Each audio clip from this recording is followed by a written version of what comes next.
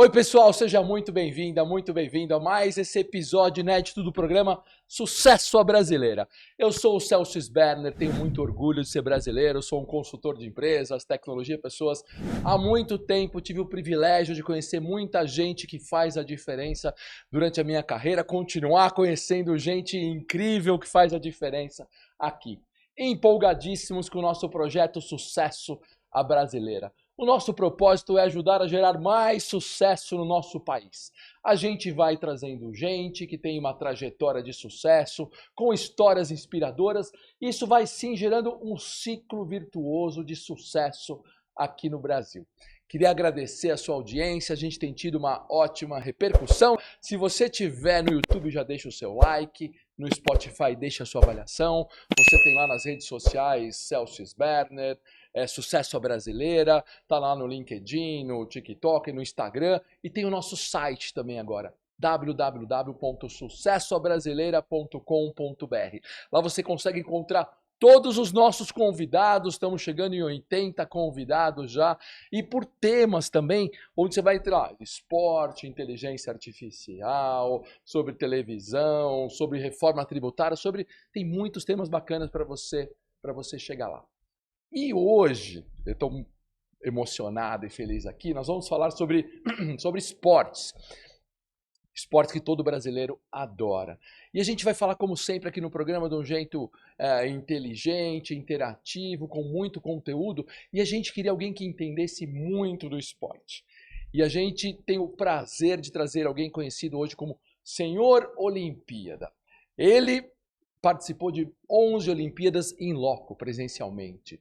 Já participou de mais 10 finais de NBA, se não me falha a memória, já narrou 47 medalhas olímpicas.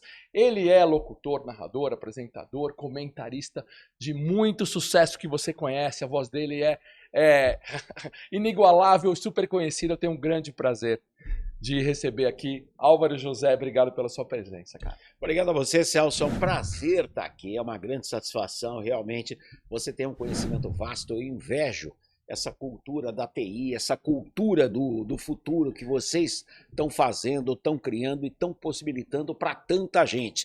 É claro que eu vim falar de esporte, mas, pessoal, eu preferia falar de história.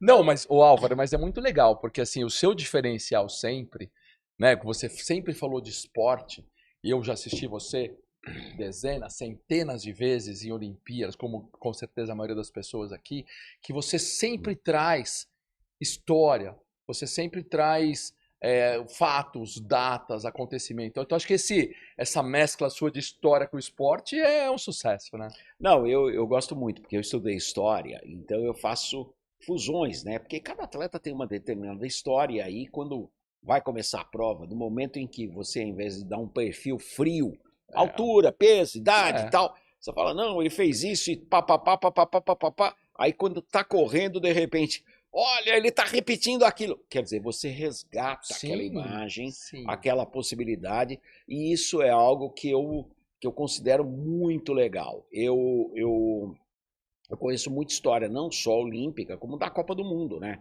Se você pensar que a Copa começou em 1930, no Uruguai, o primeiro gol do Brasil foi marcado pelo Preguinho, que era neto do escritor Coelho Neto.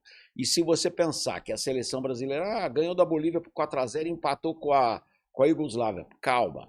Mas os melhores jogadores de São Paulo não foram jogadores de São Paulo, pela briga entre São Paulo e Rio. Então, jogadores de 1930 que são famosos, como o Feitiço, grande artilheiro do Santos, e o Friedenreich, Arthur Friedenreich, que foi o primeiro Pelé do futebol brasileiro. Tivemos o Friedenreich, tivemos o Leônidas da Silva e o Pelé, propriamente dito. Então, nós não tivemos o Friedenreich na Copa de 30. Não foram os melhores. Isso. E, pessoal, como sempre aqui, a gente vai ter como encontrar, né, todas as redes sociais do nosso convidado. Álvaro José Paes Leme, muito bacana. Ontem eu tive que ficar fuçando lá. Muito bacana o Instagram. Peraí. Paes Leme não.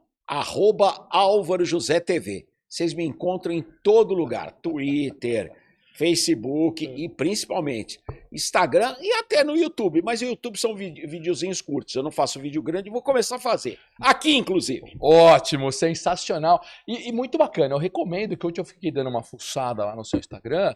Tem muita coisa divertida nas suas redes sociais, @Álvaro José TV.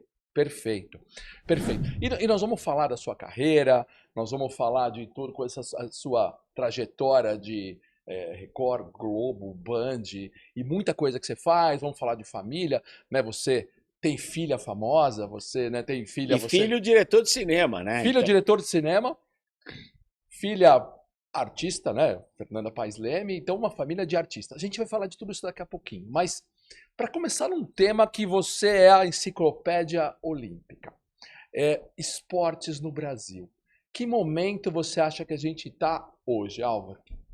Olha, eu brinco muito, porque em outros tempos o Brasil lutava, ia para uma Olimpíada e tal, tudo mais, era o time de basquete. O vôlei não tinha começado.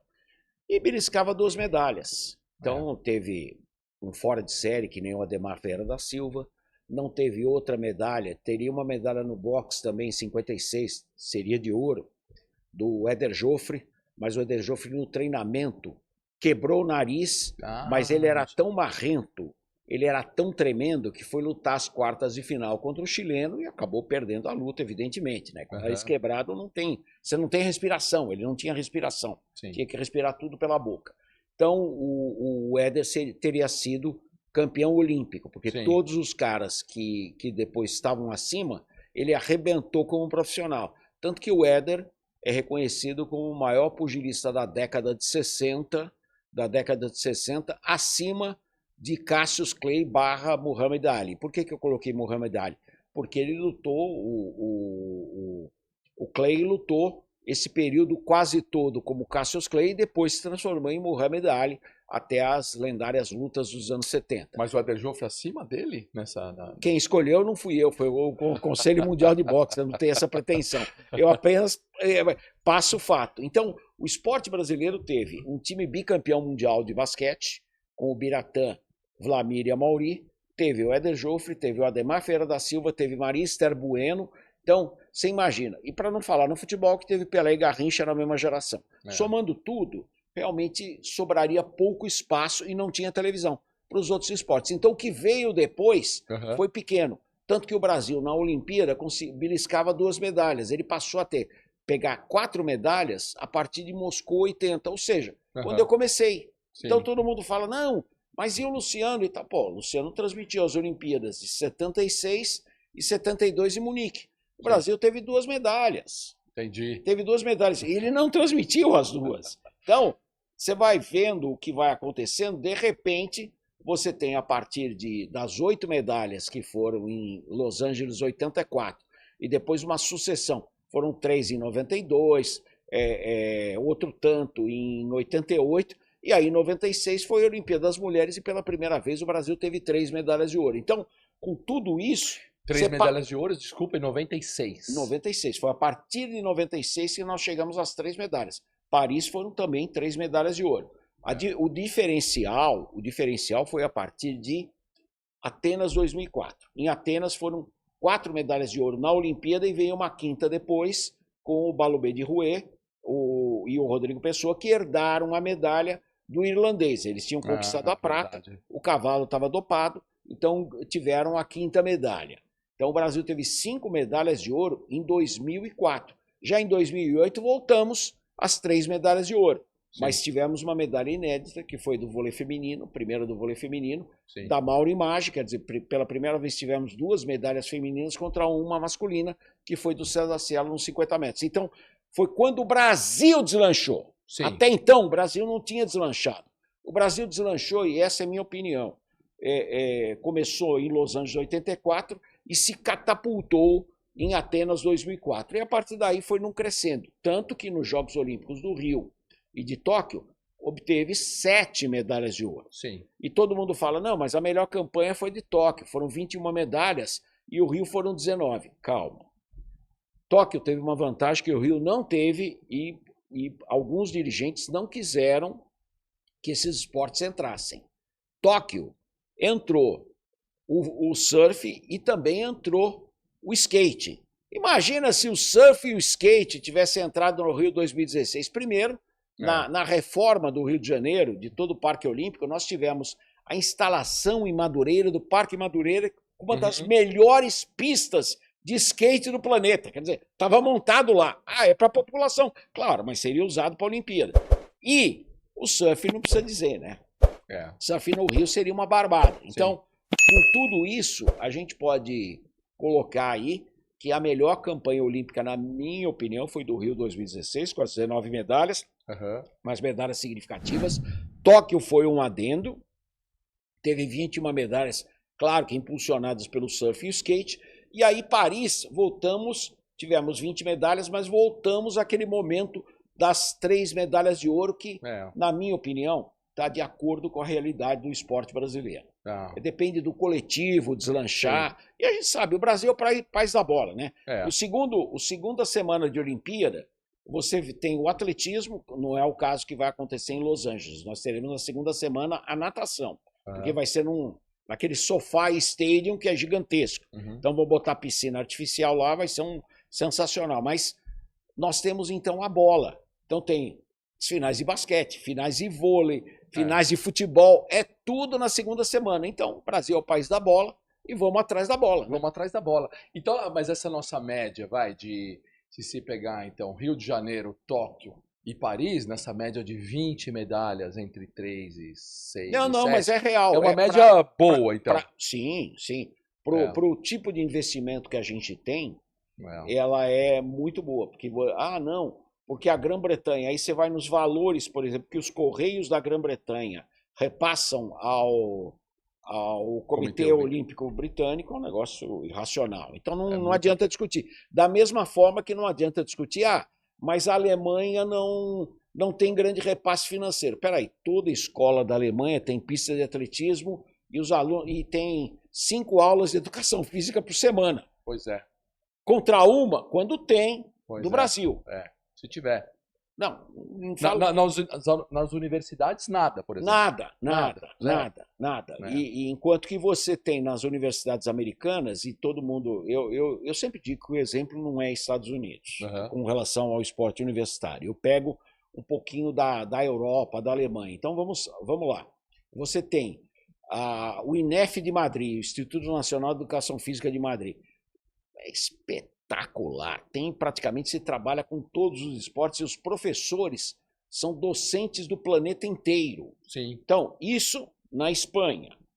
Na Alemanha, você tem a famosa Universidade de Educação Física de Colônia, cidade que o Carlos Magno passou lá na Idade Média. Então, se você pensar o que é desenvolvido em Colônia, isso impulsiona todo o esporte alemão. Todo o esporte alemão. Eles estudam como é a canoagem, e tanto a canoagem do Isaquias de velocidade, quanto a canoagem slalom dos gates, né? Então, você para pensar, você fala, peraí, eles trabalham literalmente, é como brincam hoje com o Flamengo, em outro patamar. Então não adianta você pensar, não, vou conseguir ficar tal qual o esporte paralímpico, vou tentar conseguir ficar entre os 5. Você não consegue ficar entre os 5. É como no futebol, certo? O investimento que é mais visível, né? Os times lá como Real Madrid e Barcelona, muita grana, e Manchester vão estar sempre um patamar acima. O esporte olímpico também é isso, né? Não são contratados, mas é o investimento de base que você faz. Eu dou sempre o exemplo, eu gosto muito de dar o exemplo, quando o futebol... os atletas teriam que ser amadores. Então, os brasileiros mandavam seleções de futebol com meninos, antes de serem profissionais, enquanto que você tinha a cortina de ferro, a União Soviética, a Hungria, a Tchecoslováquia, com jogadores que disputavam a Copa do Mundo, que eram muito bons. Então, você não conseguia romper essa barreira. Essa barreira foi rompida e até o Brasil poderia ter ido mais longe em Montreal 76, falando do futebol. O técnico era o Carlos Alberto Coutinho, com Parreira, com todo mundo, aquele povo do Exército, mas que trabalhava muito bem em educação física. E tinham vários jogadores que não se profissionalizaram, que eram muito bons, como o Júnior do Flamengo, o Júnior Capacete, o Chico Fraga do Internacional, o Mauro do Guarani, lateral direito, espetacular, seguraram a profissionalização dele, e o Rosemiro do Palmeiras. Então, o Edinho de quarto zagueiro, então esses jogadores fizeram uma certa diferença. Eles ganharam a medalha de ouro do Pan-Americano de 75, onde eu vou chegar. Mas o principal jogador daquela seleção era o Cláudio Adão, o último parceiro do Pelé, que foi genial com o Zico, genial no Flamengo. Mas ele machucou, ele não poderia jogar a Olimpíada. Só que o Brasil fez uma campanha espetacular. Ele empatou em 0-0 na fase de classificação com a Alemanha Oriental, que depois seria campeã olímpica. Ele jogou muito bem com a União Soviética, também empatou, e ele só viria a perder nas semifinais. E foi para a disputa da terceira colocação e perdeu para quem? Perdeu para a Polônia, o mesmo time da Polônia, isso é Montreal 76, o mesmo time da Polônia que ganhou do Brasil a disputa do terceiro lugar na Copa de 74. Não, e o Brasil... Com o Lato nas costas do Marinho, que o Leão culpou o Marinho, só que esqueceu que o Marinho era melhor. Marinho e Luiz Pereira eram os melhores jogadores daquela seleção. Mas na época dessa época de Olimpíada, com molecada o Brasil, então. Com molecada. A gente não podia ir Todos com o time da Copa do Mundo, senão não, seria multicampeão olímpico. Você imagina, 76, o Júnior era menino. Sim. Era menino. Ele era tão bom. Eu estava num treino e foi, acho que uma das primeiras vezes que eu fiz reportagem nesse sentido de seleção. É um treino no Rio. E teve um momento, o meio-campo era o Batista, Batista que jogou com o Falcão no Internacional. Craque. E aí o Batista, não, seguraram a profissionalização do Batista, ele já era titular do Inter, campeão brasileiro. Só que aí o Coutinho e o Parreira viram o que jogava o Júnior no meio de campo. O Júnior estava brincando. Peraí, e o Chico Fraga do Internacional, ele também batia falta muito bem, tinha uma cacetada. Peraí, Chico Fraga entra. Júnior, vamos experimentar no meio de campo. Nossa, o Brasil mudou totalmente.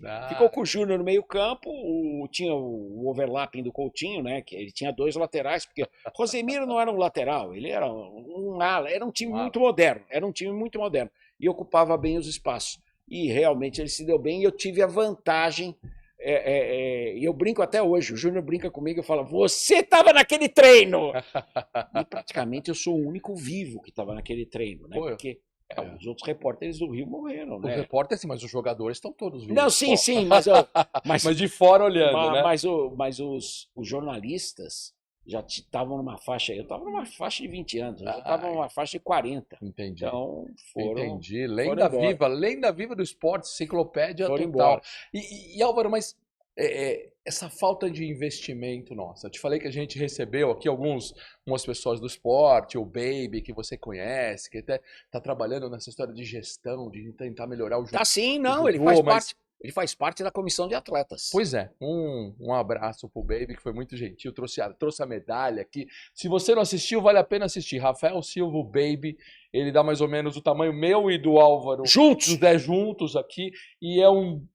medalhas olímpicas. 3 medalhas olímpicas fantásticas. E ele trouxe uma delas aqui, quando ele voltou de Paris, né? Agora, esse investimento que a gente imagina de governo ou da iniciativa privada, ele nunca vai acontecer como a gente gostaria no Brasil? Você tem alguma opinião sobre isso? Eu acho que já está acontecendo. Esse é um investimento que já está acontecendo. Nós já tivemos muitos projetos. E aí eu abro o leque e eu não falo com relação à política. Eu vou dizer que em outros governos nós já tivemos uma abertura significativa com isso. Sim. E realmente uma excelente caminhada. Hoje, os valores aportados são maiores. Então, consequentemente, para futuro nós teremos resultados significativos. Agora, você depende de geração. O vôlei teve gerações feminino e masculino, teve gerações excepcionais. E tem um momento que você não tem a geração. Você tem uma atleta, por exemplo, no vôlei feminino geracional, que é a Gabi. A Gabi é extraordinária. Sim. Mas você não tem levantadoras do talento da Fofão e da Fernanda Venturini. Então, é mais difícil. Eu, por exemplo, eu adoro o toque da Macris, mas ela não é titular.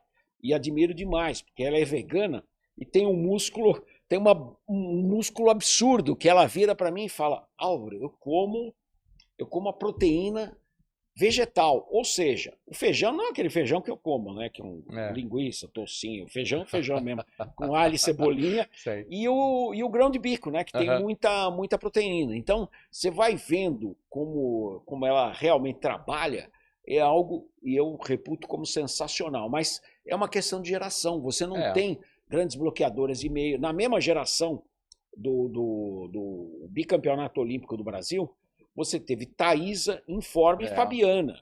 Então, quando Cuba ganhou 3 Olimpíadas, você tinha as duas regras, a Torres e a Bel, e todo mundo só falava da Mireia Luiz. Por quê? Porque as duas faziam a diferença, as Sim. bloqueadores de meio. Se não tiver... Quando Cuba não tinha as bloqueadores de meio, perdia, mesmo com a Mireia. Então, não tem como acertar. Você depende da grande bloqueadora ou do grande bloqueador, que foi uma coisa que o vôlei brasileiro fez uma diferença. Sim. E o Brasil aí conseguiu realmente um resultado significativo no masculino, nos Jogos do Rio 2016, no último dia, pouco antes da cerimônia de encerramento, quando o Brasil faturou a medalha de ouro nas Olimpíadas no voleibol, a última medalha de ouro do voleibol masculino. Então, você vai se colocando aí, peraí, aí o feminino conseguiu a prata em Tóquio, foi já uma mudança e tal. Pô, teve que suar sangue, e eu estava lá, eu fui em todos os jogos, eu adorava ir nos jogos lá em Paris, por uma razão.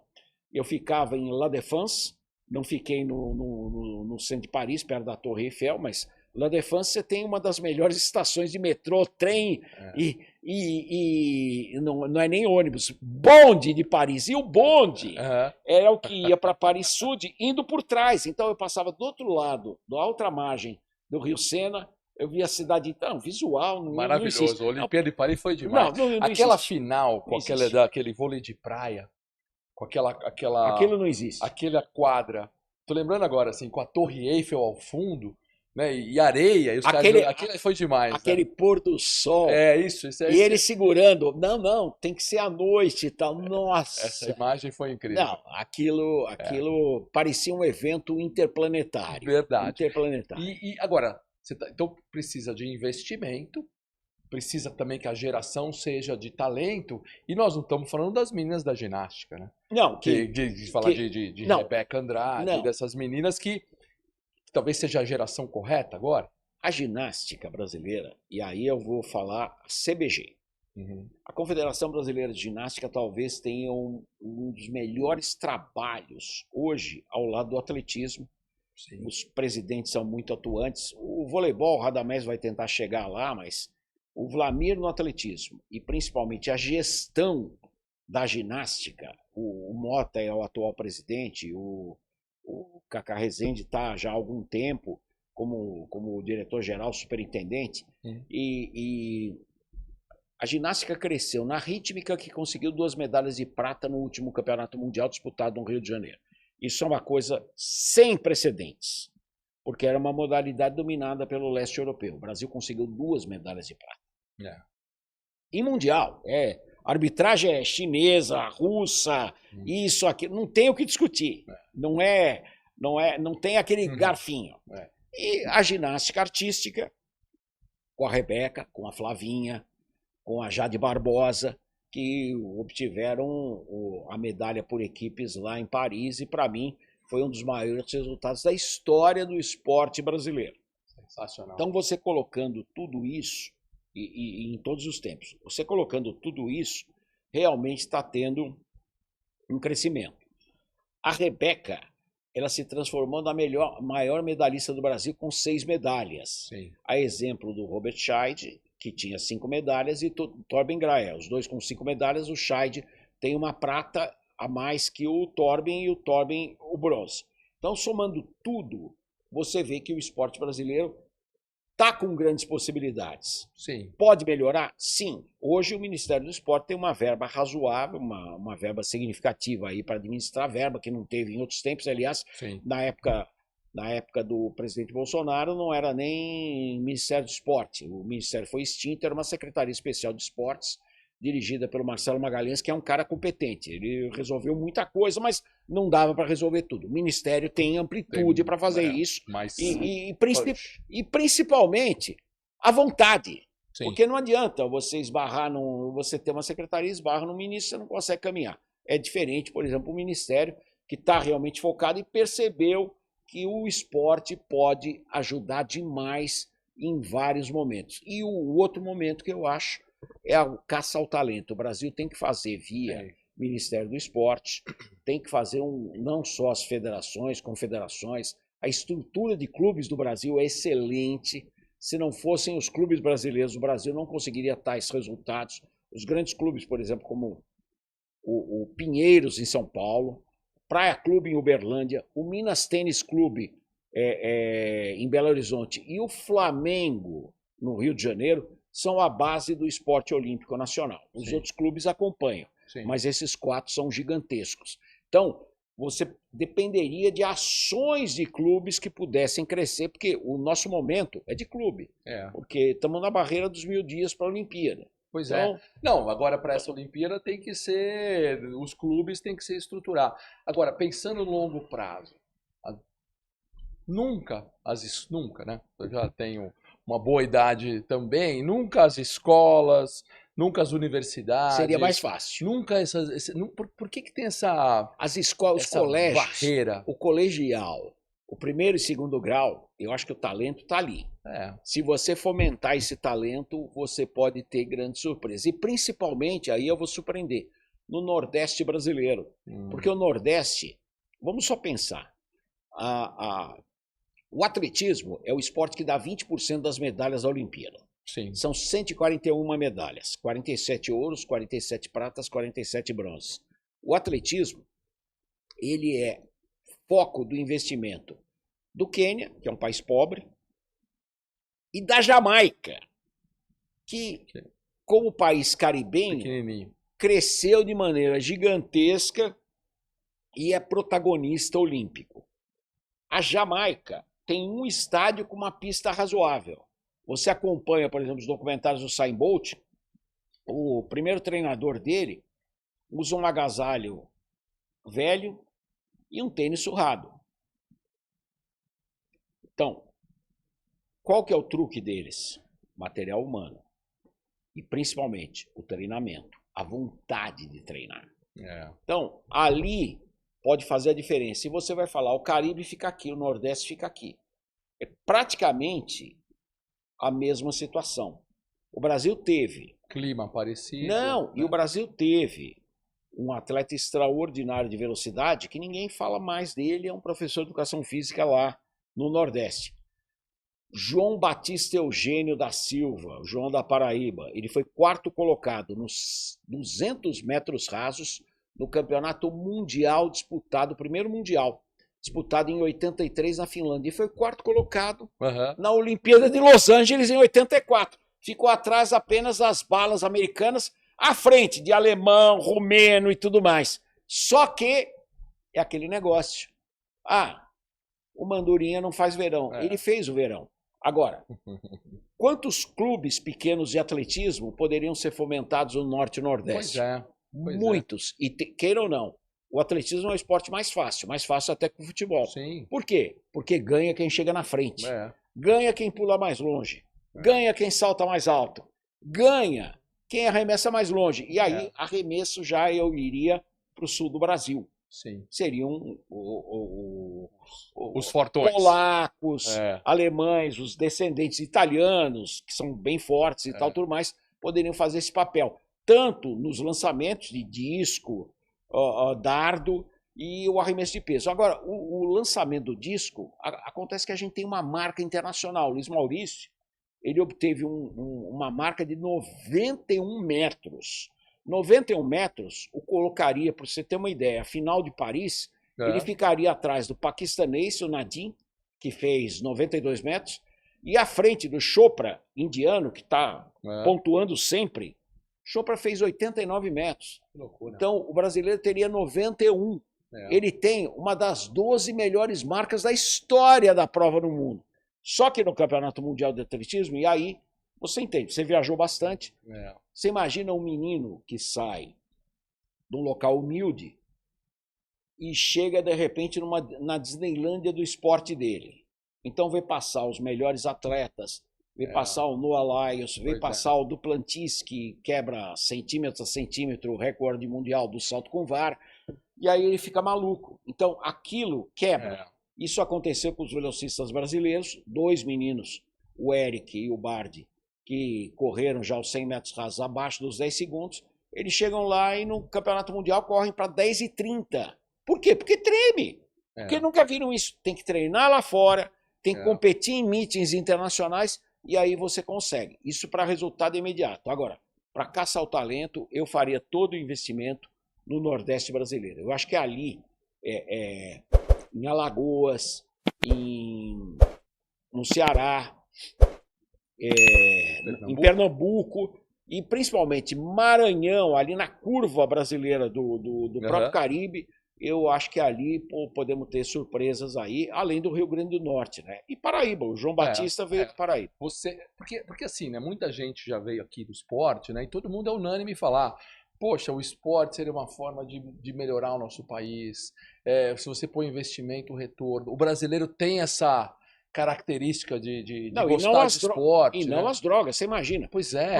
Mas seria uma coisa, você imagina, as escolas serem obrigadas, ao invés de uma aula de educação física por semana, serem obrigadas a dar 4 aulas. Pois é. Tem aquele que não quer fazer. Mas faz uma recreação. Não, tem o mínimo de estrutura, né? Ter não só aquelas quadras deterioradas e que não serve para nada ali. Que você tem uma filha que jogou, você imagina. Ah, não, a menina vai jogar, o que pode acontecer? Pô, escorrega, cai ali no cimento, arrebenta o joelho. É isso aí, ninguém joga, porque é uma coisa só para cumprir tabela, né? Então, tomara que a gente consiga ver essa revolução. O handebol daria, porque o handebol você vai assim, o Brasil poderia ser uma potência no handebol, muito mais do que chegou a ser campeão mundial feminino. Melhorou um pouquinho, o handebol nosso tá num nível bom, né, Álvaro? Não tanto o masculino, mas o feminino é extraordinário. O Brasil tem, o interessante é o seguinte, né? Tem 8 países do planeta que podem ganhar a medalha de ouro e o campeonato mundial. O Brasil está entre os 8. Isso é bom. E tem aquela goleira, né? Quem assistiu a Olimpíada. Tem vários goleiros. Mas aquela que na final do handball, não vou lembrar o nome dela, mas é sensacional, porque ela tem um estilo meio despojado, assim. Você lembra da final? A goleira da seleção brasileira dessa. Tivemos a de Paris, não. A grande goleira brasileira, que inclusive o apelido dela todo mundo brinca, mas ela faz questão de ser chamada, foi a Xana, né? Sei. A Xana teve inclusive no Campeonato Mundial. Teve inclusive no Campeonato Mundial de 2013.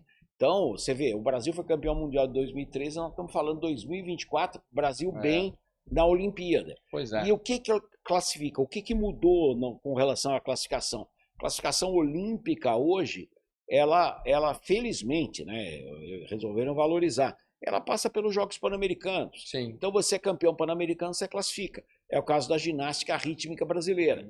A técnica da ginástica rítmica, inclusive casada com a Cacá Rezende, que é a Camila Ferezin, ela era a principal atleta do Brasil quando nós fomos medalha de ouro nos Jogos Pan-Americanos de Winnipeg em 1999, no outro milênio.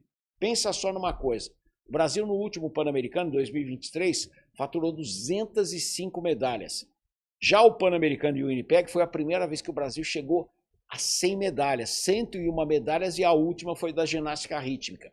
De 99 até 2023, nunca a ginástica rítmica deixou de beliscar a medalha de ouro.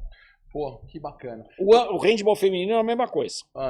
E passou de 100 a 200 e quantas? 205. 205. Dobrou aí em poucos anos. Ou seja, estamos indo bem. É que a gente fica... Não, o que acontece é o seguinte, o Brasil é de uma realidade da América Latina, pan-americana. Claro. Pan-americana. A gente pensa no mundo. O mundo está aí. O Campeonato Mundial de Atletismo, tivemos aí a maior campanha da história do Brasil, com o Caio Bonfim faturando uma medalha de ouro, uma de prata, enquanto que o Alisson dos Santos foi medalha de prata, perdendo para o Rei Benjamin, mas macetando o norueguês, que é o recordista mundial. Então, tá bem e tal. Peraí, o caminho agora para o Alisson não é que ficou aberto, ficou diferente, porque o Rei Benjamin, ele não consegue mais correr os 400 com barreira, ele quer correr os 400 metros rasos. E o Karsten Warholm ele está mais velho. Então, o Alisson, que é menininho, ele vai crescer cada vez mais. Então, o Brasil tem uma grande chance aí de realmente beliscar uma medalha de ouro nos Jogos Olímpicos em Los Angeles 2028. Seria uma história linda, porque naquela pista do Coliseu de Los Angeles, aliás, o único estádio que será utilizado em 3 Olimpíadas. Porque mesmo as cidades que tiveram 3 Olimpíadas, como Paris e como Londres, os estádios não são os mesmos. Sim. Então, o único que será Los Angeles 1932, o Coliseu foi construído para Los Angeles 32, na época da Grande Depressão, que foi em 29, com a quebra da Bolsa de Valores. Então, em 2032, em 1932, nós tivemos o Coliseu de Los Angeles, em 1984, o Coliseu de Los Angeles, e agora, 2028, o Coliseu de Los Angeles. Que bacana. E Álvaro, você teve já pessoalmente em 11 Olimpíadas, é isso? Não, a contagem ou geral... quase, 10, não. Eu estive presencial. Eu transmiti 10 Olimpíadas pela televisão. De Los Angeles 84 a Tóquio 2020, que foi em 2021. E eu trabalhei em rádio nas Olimpíadas de 80 em Moscou e 2024 em Paris. Então, não, mas você entrava no Band News, na TV Band News e no Band Esporte. Sim, mas não era transmissão do evento. Eu faço questão de falar. Então, eu estive com credencial em 12 edições de Jogos Olímpicos e vou para a minha 13ª Olimpíada. Mas seria em transmissão de televisão, eu não posso falar por qual canal, seria a minha 11ª transmissão de televisão. É podcast, fique à vontade. Eu separo o que você quiser. Não, e o pessoal fica louco, porque, pô, e tal. Não, mas eu conto, eu estava na Olimpíada de Tóquio. Eu falei, não, você não estava em Tóquio, porque na Globo estava o Carlos Gil abaixo de mim, na posição de narração da Globo, fazendo reportagem e depois descendo. Ele estava informando. O abertura e encerramento eu estava com o Elia Júnior. E foi a Glenda Kozlovski lá que estava no Comitê Olímpico e também com o Jornal Bandeirantes e foi lá no encerramento. Então, quem estava eram esses. Sim. Eram esses. Mas eu narrei Tóquio. Da TV Globo, né? Quem estava lá éramos nós. Éramos nós. Eu, inclusive, sempre fiz a ginástica. Se eu estivesse no Brasil, eu teria feito toda a ginástica da Rebeca Andrade. Pois é. Eu narrei o Arthur Zanetti, ganhando pela Record em 2012, ganhando a medalha de ouro, pela Bandeirantes em 2016, ganhando a medalha de prata. Então eu sempre fiz a ginástica masculina e feminina. Inclusive a Daiane dos Santos, que era a grande favorita em Atenas 2004, a Daiane foi campeã mundial, criou exercício, fez isso, fez aquilo, chegou à final absoluta, mas acabou sendo a 5ª colocada. Nós tivemos uma vantagem, graças, inclusive, também ao falecido diretor da Band, o Juca Silveira, que ele alugou um equipamento que hoje é comum, um software que hoje é comum, que é o Dartfish. Ele alugou esse equipamento, que era caríssimo na época. Ele meio que cacifou, e depois os diretores da Band acharam o máximo e tal. E nós entramos 1h30 antes da final da ginástica. Ele falou, não vou botar nenhum esporte. Você e a Luísa Parente vão falar da ginástica. Então, os exercícios da Daiane, fazendo o Dartfish, fazendo aquele recorte de pintura e tal, tudo mais, a gente passava no mesmo horário na TV Globo. Nós tínhamos o Faustão com a Ivete Sangalo e o Galvão, né? O Galvão estava lá e ia fazer a narração. O Galvão estava em Atenas. E o Galvão na cabine. E no final das contas, no frigir dos ovos, o que aconteceu? Nós entramos antes e toda a expectativa do Brasil era com a Daiane. Então nós sustentamos a audiência. Então a audiência foi sustentada até o próprio evento. Sim. Então foi talvez uma das raríssimas vezes, talvez a única vez que a Bandeirantes, com o mesmo evento, conseguiu dar uma audiência superior à TV Globo, mas porque entrou antes e fez todos esses efeitos e, ao mesmo tempo, a Luísa Parente é simpaticíssima, passava informação, ela transmitia também os seus comentários, até momentos de narração, com o coração. É. E o público se identifica sem muito com isso. dúvida, né? Se identifica. A Cork acabou levando a medalha de ouro e a gente percebeu que ela ficou surpresa. Então, mas isso faz parte também, não adianta escapar. A decisão da ginástica é algo daquele momento, a decisão dos 100 metros rasos é algo daquele momento. Você tem que estar realmente muito bem e tem que estar no dia. Às vezes você não está no dia. E a Daiane é aquele negócio, ela foi ganhando tudo até aquele momento final. E foi algo também que eu vivi nos Jogos Olímpicos de Sydney 2000. Eu acompanhei, inclusive, a Adriana Bear, queridíssima, uma das maiores executivas hoje do esporte brasileiro. Sheldon e Adriana Bear foram bicampeãs mundiais. Sim. Ganharam, tipo assim, 20 finais do circuito mundial. Era uma barbada, né, com essas duas, né? Até chegar em 99, no Pan-Americano Jogos Pan-Americanos de Winnipeg, elas ganharam a medalha de ouro, iam correndo para o aeroporto, iam tomar banho no aeroporto, tinha um jato fretado pelo Vasco da Gama, pelo Eurico Miranda, que esse jato iria levá-las para Xangai, como Vancouver, no Canadá. Mas peraí, você não. Vancouver não, Winnipeg. Mas não estava em Vancouver e tal, tudo mais. Mas é uma reta. O avião decolou, parou em Vancouver, encheu o tanque a toda e chegou em Xangai. Atravessou o Pacífico e chegou em Xangai. Então, e elas foram campeãs mundiais em Xangai. Então, realmente elas estavam uma toada impressionante. Só que o dia da final contra a Kerry e a Potharse, as australianas estavam no dia delas.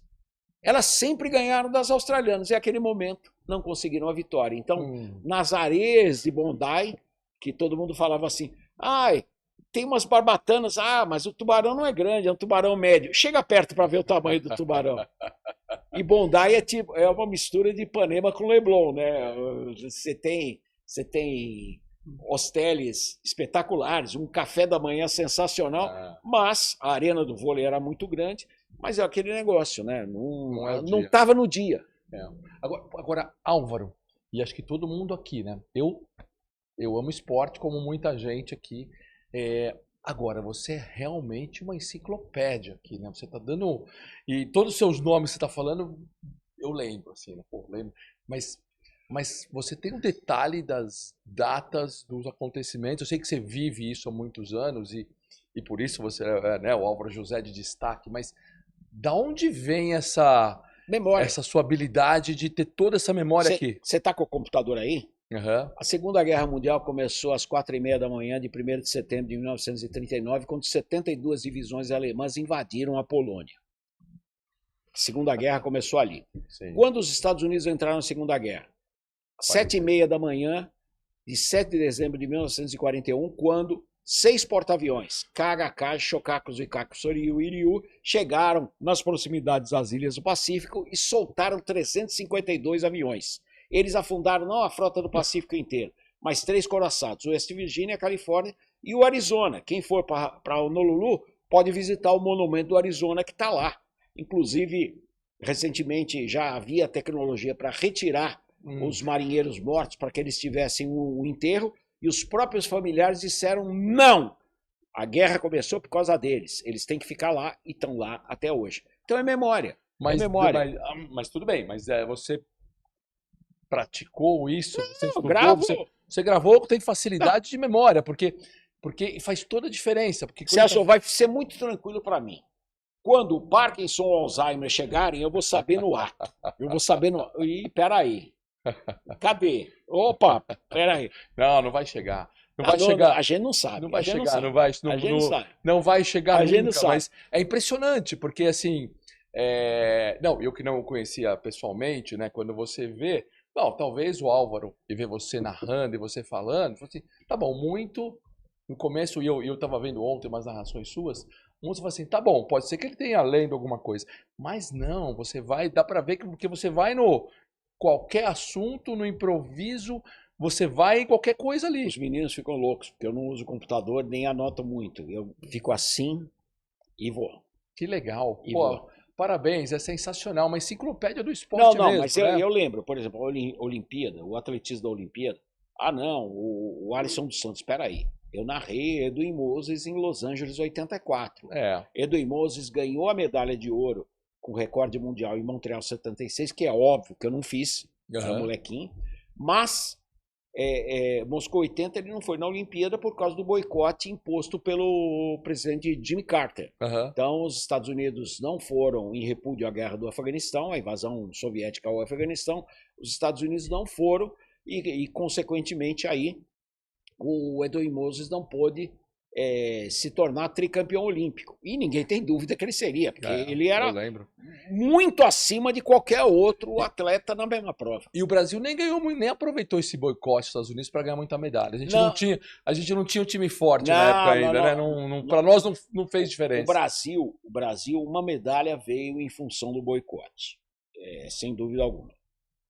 O Brasil teve 2 medalhas de ouro na vela. Classe Tornado, que não é mais olímpica, o Alex Welter, que é do IX aqui em Santo Amaro, e o Lars Bjornsson, sueco naturalizado brasileiro. Eles foram medalha de ouro no Tornado. E os meninos do Rio, o Marcos Soares e Eduardo Penido, eles faturaram a medalha de ouro na classe 470. João Carlos de Oliveira foi medalha de bronze, ele foi roubado. A medalha dele seria o ouro. Eu não falei que ele foi roubado. Quem falou foi o Seven Channel da Austrália, que filmou a prova, porque a câmera no salto triplo foi colocada em outra posição. Tinha uma câmera de frente, que você não tinha noção se o atleta queimou na tábua ou não, e outra câmera de longe, mas que tinha meio que uma mureta. Então você não via a marca. Ao mesmo tempo que aquela prova, nós só tivemos árbitros da cortina de ferro. Não tivemos nenhum árbitro do mundo ocidental. Sim. E, posteriormente, um tcheco falou que o João, realmente, um salto do João que foi apontado como queimado, ele não queimou, e a filmagem, porque aí é o fotograma, joga no computador, você entende mais do que eu.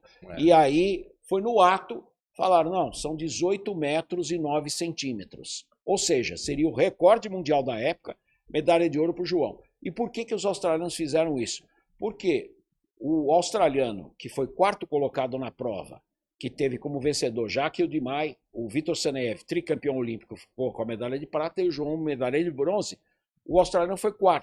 Só que o australiano seria medalha de prata, porque ele teve um salto de quase 18 metros. Ele teria batido os 17 metros e 89 centímetros do recorde mundial do João na Cidade do México em 75, no Pan-Americano. Então, ali teve uma situação engendrada, mas a medalha realmente... Mas os triplistas, os melhores triplistas do mundo estavam lá. Não tinha americano. Agora, a outra medalha do Brasil foi em função do boicote. O Brasil foi medalha de bronze no revezamento 4x200 metros nado livre. Sim. Com os Estados Unidos. Era uma outra realidade. Não seria. Seria finalista, mas não seria medalha de bronze. O time americano seria medalha de ouro. O Brasil foi medalha de bronze no 4x200 e, para mim, foi algo sensacional, porque Jorge Fernandes, Ciro Delgado, eu sou muito amigo do Ciro Delgado, e principalmente, né, o Djan Madruga, que foi o grande nadador de fundo do Brasil, um precursor. Por vários anos, né? Vários. O Djan Madruga era que a gente escutava de natação. Não, Celso, e aí todo mundo, mas o Djan Madruga não foi medalha de ouro. Cara, em Pan-Americano. Cara, vocês não estão entendendo. Os melhores do mundo iam no Pan-Americano. O Tim Shaw, pai do Tim Shaw que nada hoje, medalhista olímpico de ouro, ele estava no Pan-Americano. O Brian Goodell estava nos Jogos Pan-Americanos. Os melhores atletas americanos iam para o Pan, que era uma prévia para a disputa. Não tinha essa questão de um monte de campeonato mundial de natação.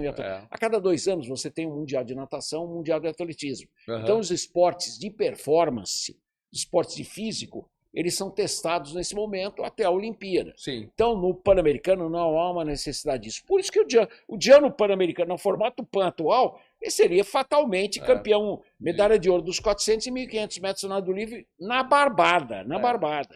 E você falou de alguns problemas engendrados aí, com a tecnologia que tem hoje, parece que tem pouca polêmica nos resultados hoje em dia. Ou ainda você acha que ainda tem uma Eu uma creio. ajeitadinha quando é aquela coisa muito subjetiva de aquelas coisas mais artísticas? O que você acha disso? Eu creio, porque o saltador australiano está vivo.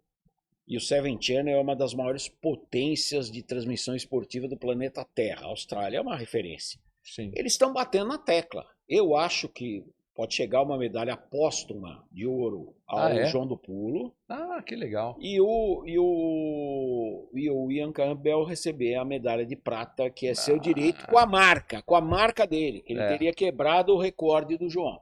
Então, eu acho que isso, com a tecnologia, com a filmagem, e queira ou não, não, a Rússia isso, era a União Soviética. Sim. A União Soviética fazia o que queria. Se você fala hoje do doping da Rússia, imagina o doping da Alemanha Oriental, que era e sem imagem, sem conhecimento, sem exame, sem nada, né? Montreal, não, tinha um antidoping, mas não eram pegos. Eu vou dar um exemplo. O Canadá não conseguiu uma única medalha de ouro na Olimpíada no seu país. Você imagina se fosse aqui no Brasil. Imagina Rio 2016, Brasil sem nenhuma medalha de ouro. Canadá, em Montreal, 76, não conseguiu nenhuma medalha de ouro. Caramba. Canadá é do lado dos Estados Unidos. Você chega para Montreal, Montreal é razoavelmente próxima, nem tanto, porque o Canadá é gigante, mas razoavelmente próxima a Toronto. Você vai via Chicago, né? Vai subindo ali, Nova York, Chicago e tal, tudo mais, chega... Não, Chicago é a região dos lagos. Você vai pelo lado ali de Nova York. Você chega em Montreal, quer dizer, quintal americano. Qual foi o lugar dos Estados Unidos no quadro de medalhas? Eu vou explicar. União Soviética foi primeira, segunda, Alemanha Oriental, terceira, Estados Unidos. Então, não, mas ganhou tal medalha no boxe, recuperou a hegemonia do basquete, fez isso, fez aquilo. Eles fizeram a cena. Mas o número de medalhas, Alemanha Oriental, desse tamanho, passou os Estados Unidos. Sim. No quintal norte-americano, no território, América. Pô, na América. Imagina um negócio desses. Pois é. Então, é uma situação que você tem que parar para pensar e falar, peraí, não é uma questão de trabalho. Os caras têm 1000 universidades, claro que tem mais, mas tem 1000 universidades todas com programa esportivo. Pois é. Tem, vôlei feminino, eles têm 300 equipes de vôlei feminino que podem ceder jogadores de 18 a 23 anos em condições. Peraí. 300 equipes, 18 jogadores, nós estamos falando de high level, porque tem algumas estrangeiras e tal. Nós estamos falando de 3.000 jogadoras de muito alto nível. Então, aí você vê um país como os Estados Unidos ficarem atrás da Alemanha Oriental. Isso aconteceu na Mas hoje em dia não tem, você pegar as últimas Olimpíadas.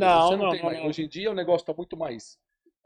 seria muito mais difícil, muito mais sério. E o controle da antidopagem. A gente lembra que o doping, realmente, como a gente conhece, né, ele tinha antes da Segunda Guerra Mundial. Não tinha. O doping surgiu realmente em função dos soldados alemães na Segunda Guerra Mundial, que era o Perventin, né, que depois era vendido também em farmácias na Alemanha. Então, toda uma geração alemã ficou viciada em produtos que turbinavam o corpo e a mente. Não sabia, por causa da guerra. O corpo e a mente, sim. Por isso que os soldados conseguiam fazer todos os dias marchas de 15 quilômetros com o equipamento. Porque não estão fazendo de tênis. Estão fazendo com equipamento. Muito bacana. Eu não sei se você consegue, porque você tem tanta história. E nós falamos de Olimpíada, fora de NBA e fora tudo que você já fez no esporte, mas pensando em Olimpíada, você consegue identificar um ou dois momentos que mais te emocionaram? Narração do Joaquim Cruz dos 800 metros rasos em Los Angeles 84, eu, molequinho, a prova do Joaquim Cruz eu fiz sem camisa, mas com um boné enorme que eu tinha que olhar porque o sol estava na cara. E os 100 metros rasos do Carl Lewis, eu fiz sem camisa, sem boné, sem nada, e até hoje o pessoal fica brincando. Então são Dois duas momentos. passagens, Não, mas eu respeito muito as medalhas de ouro que eu transmiti. Então, o Aurélio Miguel em 88, que foi só foram 2 medalhas de ouro para a América do Sul. Ele e o Antoninense do Suriname na natação. Então, o Aurélio Miguel. Rogério Sampaio, que as 2 primeiras lutas eu não vi. Eu tive que fazer assim com o editor de imagem nosso assoprando no meu ouvido, mas ele era árbitro de judô, então eu conhecia judô e ele também, e ele mais que eu, evidentemente. E em 96, o Robert e o Torben faturando a medalha de ouro. E sem dúvida alguma, em 2008, eu não posso esquecer a única medalha de ouro em piscina do esporte brasileiro, César Cielo nos 50 metros na do livro, e a primeira medalha individual de uma mulher brasileira, a maior imagem no salto em distância. São medalhas que realmente me marcaram demais. Nossa, e a emoção de você estar narrando ali, e você ser o brasileiro, cara, naquele momento, cara, deve ser incrível, Álvaro. O Thiago Braz, no Rio 2016, ninguém acreditava, porque tinha o Renaud Lavillenie. Aquele dia o Bolt não ia correr no Engenhão. De repente, Thiago Braz foi indo bem. Tava o vôlei. O Brasil estava jogando vôlei. Daí, imediatamente assopraram para mim. E eu não saio da posição. É aquele momento, um ou outro para fazer xixi, mas eu aviso e tal. Sou bem disciplinado.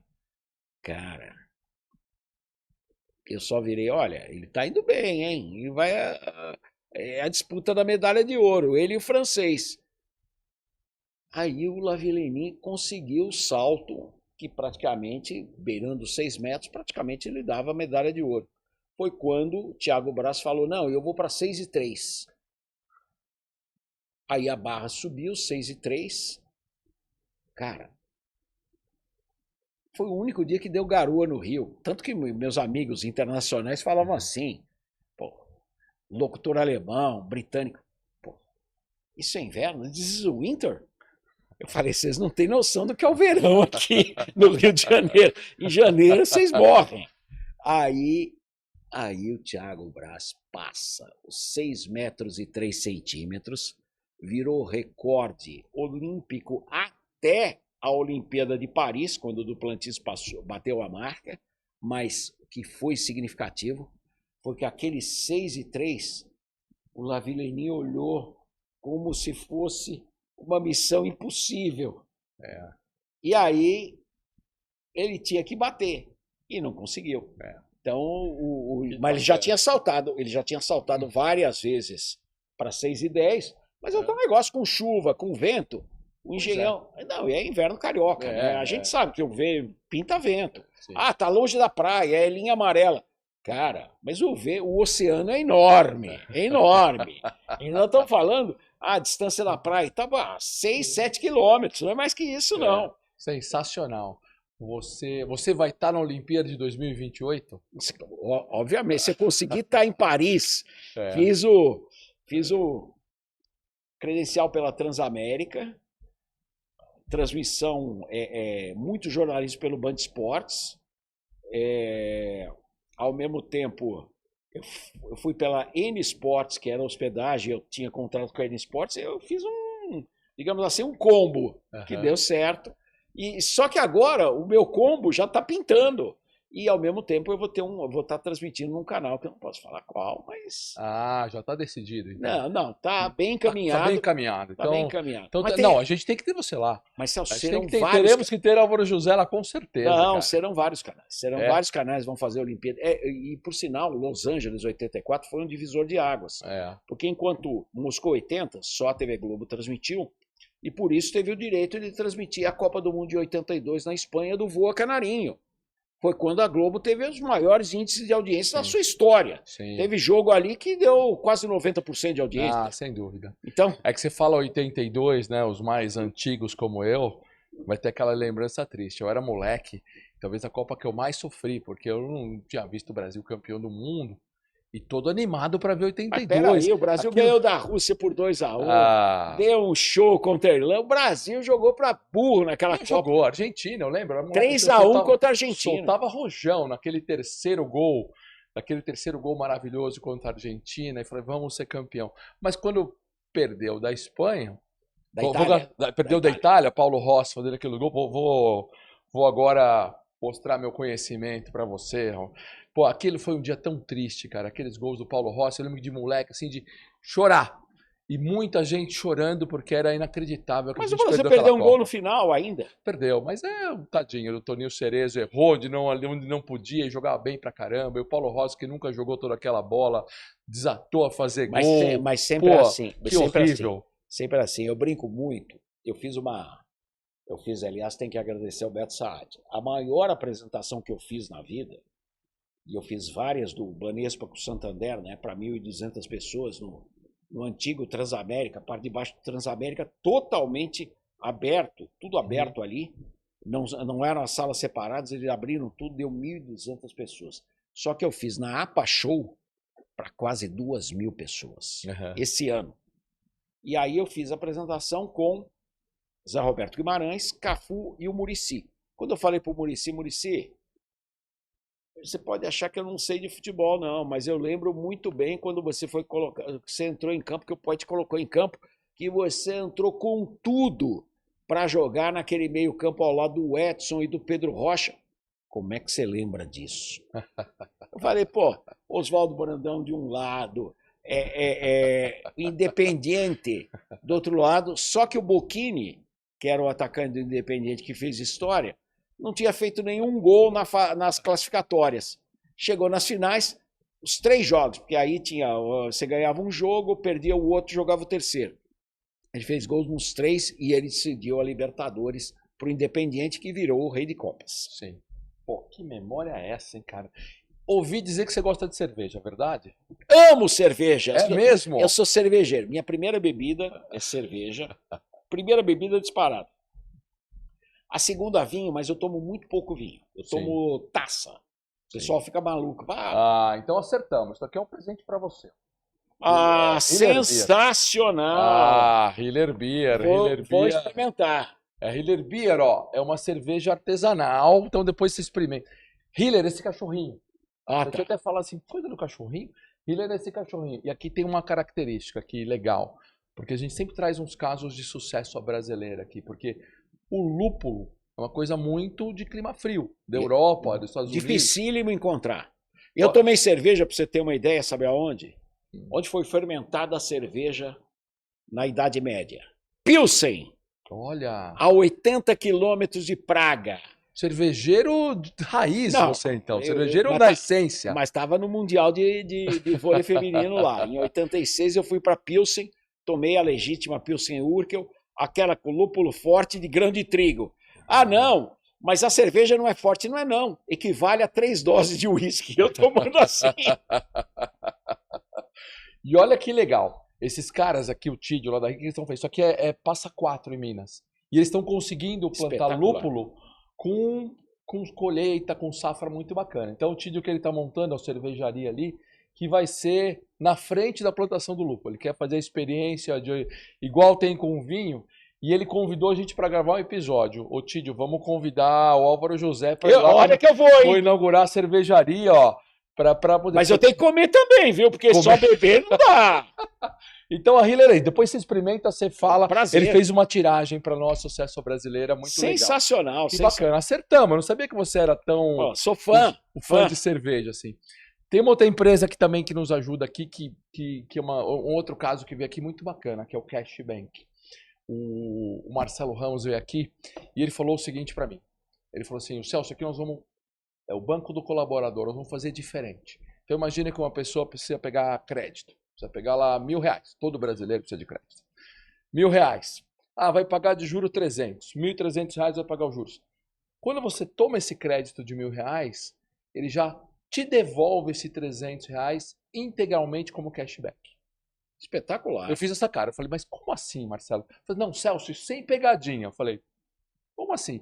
Não, a gente tem parceiro, então você pode usar esses R$ 300 para pagar a sua conta de telefone, para ir no restaurante, para pagar alguma coisa, para comer. Tem 800 parceiros. E na hora, falou assim, cara, a gente quer que o dinheiro seja diferente. E ele é um empreendedor que já fez outras empresas de benefícios e tal. Então, a gente trouxe o Cashbank também aqui, porque eu fiz essa cara assim, falei assim, mas também Será? eu quero pegar R$ 1.000, o 300 você me devolve em cashback, sim, devolvemos na hora. Então, estamos aqui, Cashbank, vale a pena também pesquisar, que é outro caso de brasileiros fazendo Não, e todo disrupção. mundo precisa de crédito, viu? No, Todo mundo precisa de crédito, por isso que eu do falei. topo da pirâmide até embaixo. E eu olhei para ele assim, então, vou ver isso, Marcelo. E tô vendo mesmo, é muito legal. Cashbank é recente, novo, mas tem 1 ano e meio que ele já está com esses parceiros adequados. A outra empresa, a gente falou um pouquinho, é a Multi, eu sou um dos sócios da empresa, que é tecnologia, que eu sei que você gosta. Eu vi que você Não, curte. adoro, Você vê? adoro, É. adoro.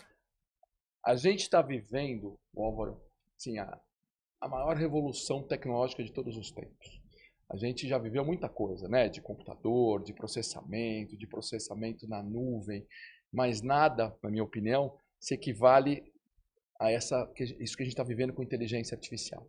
E hoje em dia a gente está começando. Isso que a gente usa do Me ChatGPT, do falaram Gemini. que é 1%, é isso mesmo? Meio por cento, É talvez? isso. Ninguém sabe o porcento. Pode ser 1, pode ser 5, pode ser 0,2, porque todo mundo está testando muita coisa. Então, o mundo daqui a 10 anos em tecnologia, ele é irreconhecível. E aqui que a gente faz? A gente ajuda as empresas a entender a melhor forma de usar a inteligência artificial. Tá bom, tem tanta coisa no mercado, como é que a empresa vai, que pessoas ela precisa, então a gente faz projetos de Tem consultoria. amigo meu, velho também, né? Tem amigo É. meu que fala assim, eu não vou botar o chat GBT no celular, porque é capaz de me roubar o banco. Daí eu falei, peraí. Explica pra mim, você é tão inteligente, mas o teu celular de banco você não deixa em casa, você anda com ele na rua. Explica isso pra mim, eu quero entender. Pois é um mundo muito bacana. E é legal pra gente trabalhar com tecnologia, porque assim, é meio um frio na barriga. Porque talvez se a gente conversasse há 10 anos atrás, nós, consultores de tecnologia, a gente saberia para onde iria mais ou menos. Pô, Álvaro, agora as empresas vão usar isso, você vai ter um notebook, você vai ter um sistema que vai te dar. A gente está num momento que a gente não sabe o que vai acontecer daqui a 10 anos. A gente tem, tá bom, tem essa linha de raciocínio, mas... Sabe o que vai acontecer? A pergunta minha É. para você e para a Multi é a seguinte. Será que daqui a 700 dias a gente vai saber o que vai acontecer? Hoje você não pode prever 700 dias. Pois é. Pois é. Eu acho que sim. Porque você começa a ter modelos preditivos. E hoje a gente tem alguns clientes muito, muito legal, assim, porque o que a gente começa a fazer usando a IA? Porque uma coisa é a gente usar em casa, né? A gente está usando Sim, lá, lógico. estamos usando nós, Não, pra aqui escrever. é outra história. Aqui é são outra as história. empresas usando. E a gente tem projetos hoje com empresas usando todos os dados que eles têm, as informações externas, exógenas que chamam, modelos sofisticados para prever o quanto ela vai vender o ano que vem, baseado em tudo. Então, se uma empresa, por exemplo, tem um cliente nosso que vende suspensão de caminhão, então para essa suspensão de quanto ele vai vender no ano que vem, depende também, por exemplo, da meteorologia, se vai chover mais no segundo semestre do ano que vem, porque dependendo da safra, vai ter Sim. mais os clientes caminhão, quantos eixos vão precisar, baseado nas guerras que podem acontecer, uma loucura. Então, eu E o diria que Brasil, celeiro do mundo. a gente começa a ter essas previsões aqui. Que mundo bacana que a gente vive. Temos o privilégio de viver isso. E, por final, a gente tem mais um parceiro aqui, que é a Scinex. Scinex também é uma empresa, apesar desse nome todo cheio de consoantes, também é brasileiro. E eles fazem aqueles painéis de LED, que você conhece e já viu muito mais que eu, com certeza. E eles fazem... Isso não dá para fazer tudo com tecnologia brasileira, mas eles juntaram 4 fabricantes e conseguem fazer projetos. Bacana. Painéis de 15 metros por 9, aqui no shopping tem lugares. Então a Scinex faz isso aqui.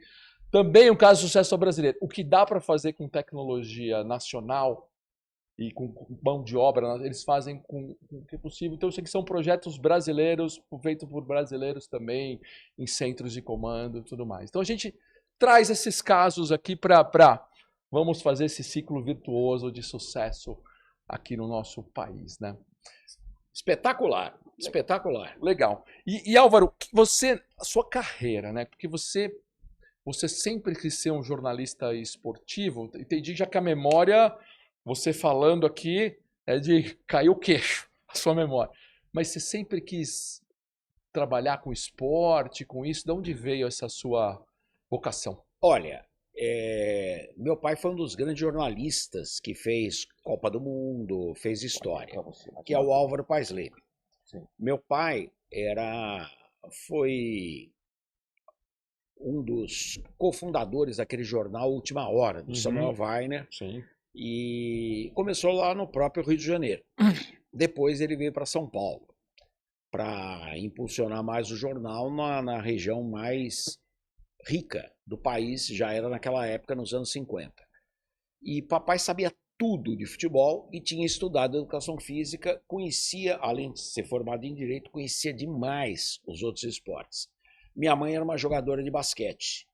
E meu pai era tão grande no mundo do futebol, e eu querendo mexer com outros esportes. Mas eu deixei as coisas acontecerem, tanto que eu estudei história, tinha já jornalismo, mas não era um curso tão significativo. Inclusive, o pessoal que lecionava a televisão eram os práticos que tinham, curso primário naquela época, e ensinavam nas faculdades. Então, era uma coisa que estava começando, e eu enveredei pela história, mas ao mesmo tempo comecei primeiro como assistente de produção na Bandeirantes e fui também no Jornal da Tarde, que eu escrevia direitinho.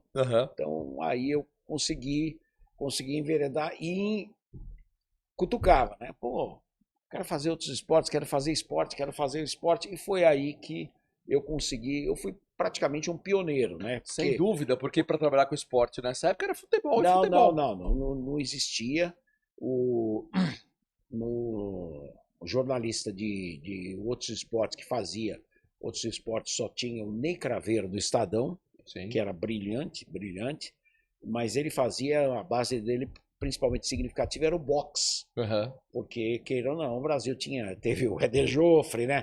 Teve aquele crescimento, o Dr. Júlio Mesquita do Estadão, ele ajudou a Marister Bueno nas viagens. Sim. E tal, tudo. Sim. Então, ali eu consegui encontrar um espacinho e de repente a televisão começou a colocar outros esportes no ar. Que então, bacana. Foi um processo natural. Não tem como não chamá-lo. A gente recebeu um outro amigo seu aqui que também vendia bem de Olimpíada, que é o Elias Awad. Um grande abraço para o Elias, biógrafo.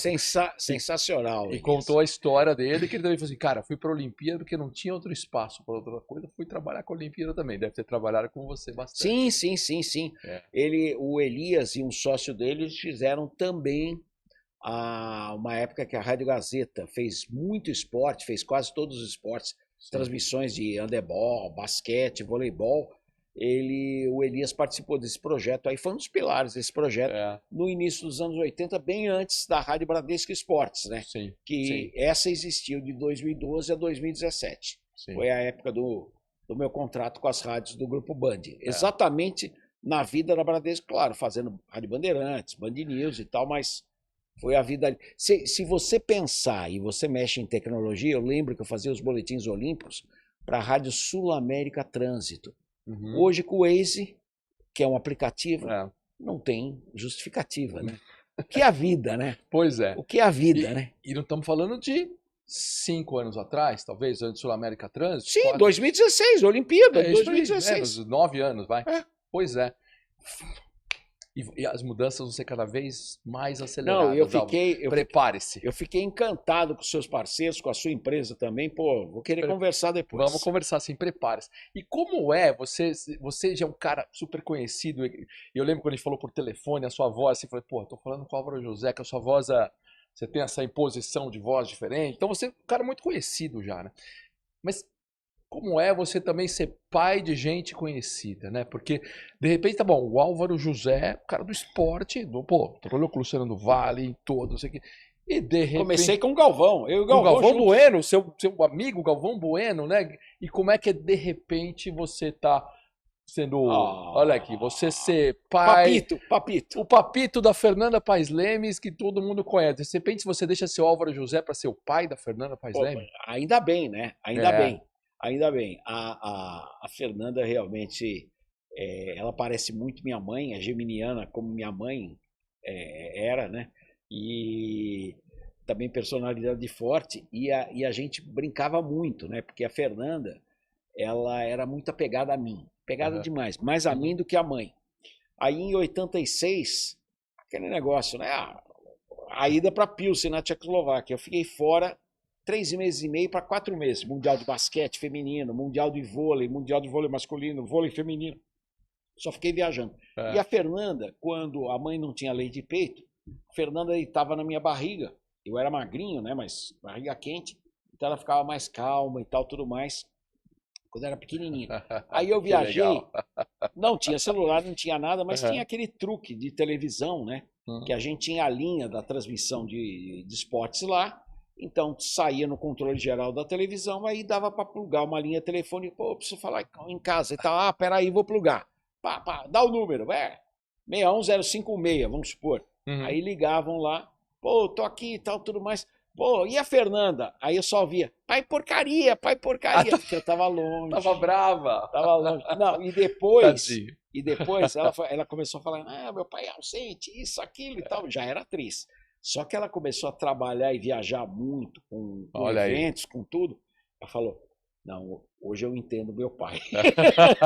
Você tem que descontar daqui a pouco, falar assim, pô, minha filha tá ausente demais, né? Não, É assim, agora com a neta, com a filha dela, com a Pilar, eu fico louco. Peraí, você tá viajando? Tô no Rio, pai.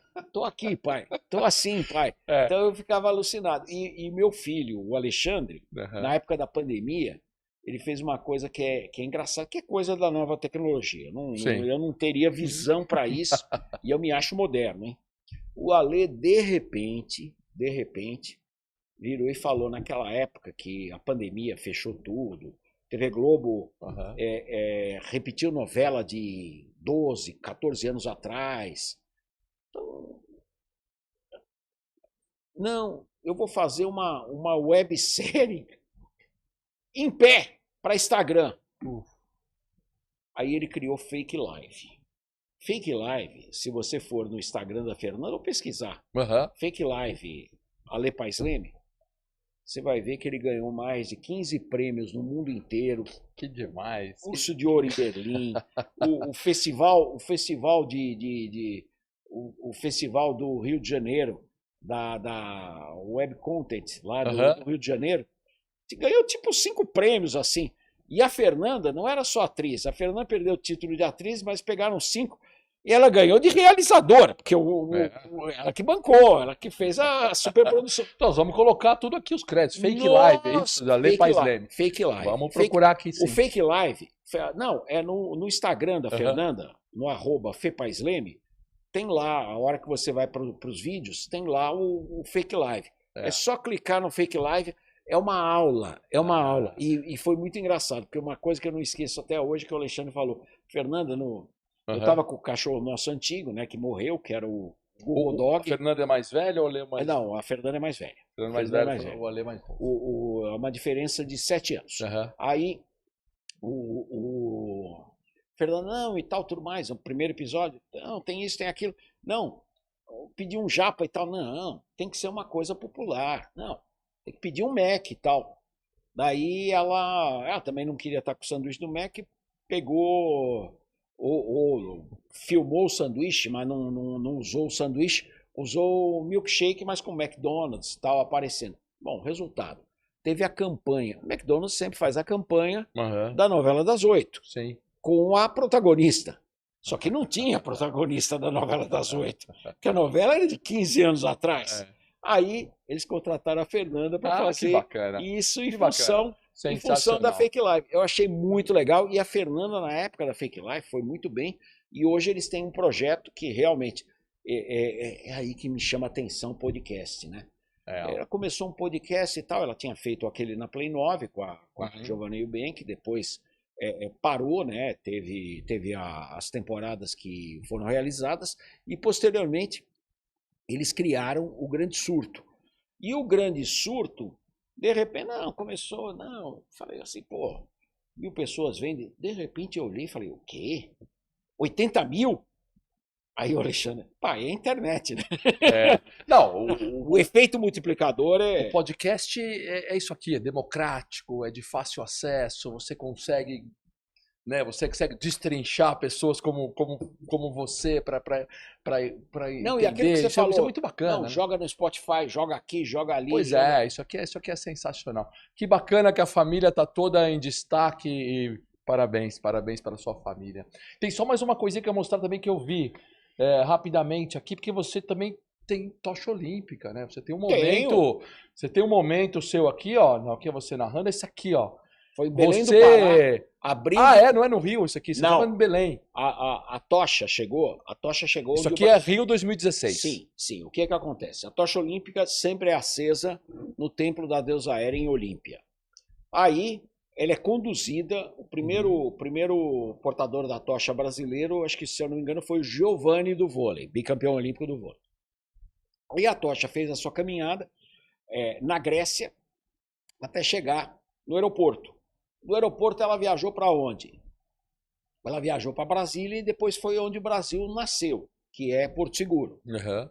Foi para Porto Seguro e aí começou a caminhada da tocha.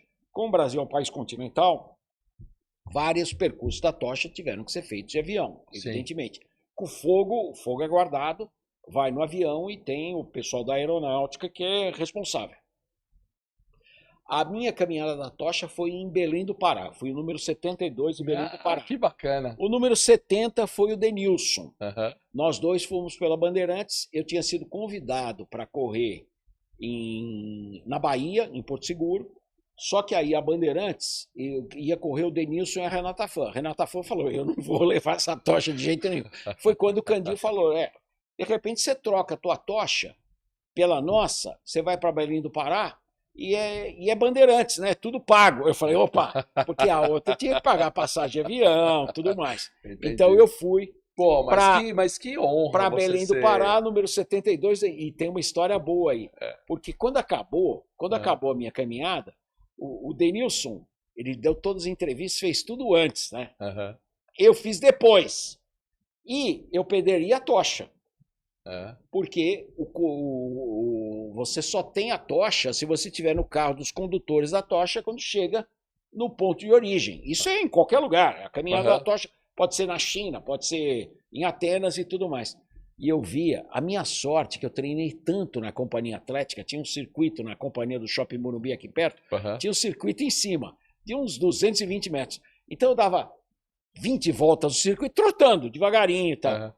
Não estava nem quente nem frio, em Belém do Pará, e eu vi o carro da tocha lá. Eu falei, eu vou ter que correr, que senão eu vou perder a tocha. Daí fui. Quando você fala perder a tocha, é que você perde, ela não fica... Cara, eu corri uns 3.200, 3.500 metros, mas não corri rápido, porque eu sabia que o carro ia devagar. Tinha que ir devagar, porque ele fica atrás do condutor da tocha. E tem condutor da tocha que vai andando. Então aí eu fui. Quando eu cheguei, Giovanni olhou para mim. Giovanni era o embaixador responsável pela tocha ali, né? Giovanni e o Gustavo Borges. Como é que você foi? O Denilson Show olhou para mim e eu... Você correu? Como é que você aguentou? Daí quando chegou no ponto de encontro, eu tenho até hoje essa roupa também da tocha e tal, tudo mais. Bacana. Eu tenho uma memorabilia significativa com livros, eu vou guardar tudo, mas quando eu cheguei, Celso, eu virei e falei assim, olha, realmente eu vou fazer uma Olimpíada histórica, porque eu tô arrebentado. Pô, que legal, parabéns, uma honra, né? Eu imagino para você sim. ter feito essa história, muito sucesso. E por falar em sucesso, aqui no Sucesso à Brasileira, Álvaro José, o que você entende por sucesso?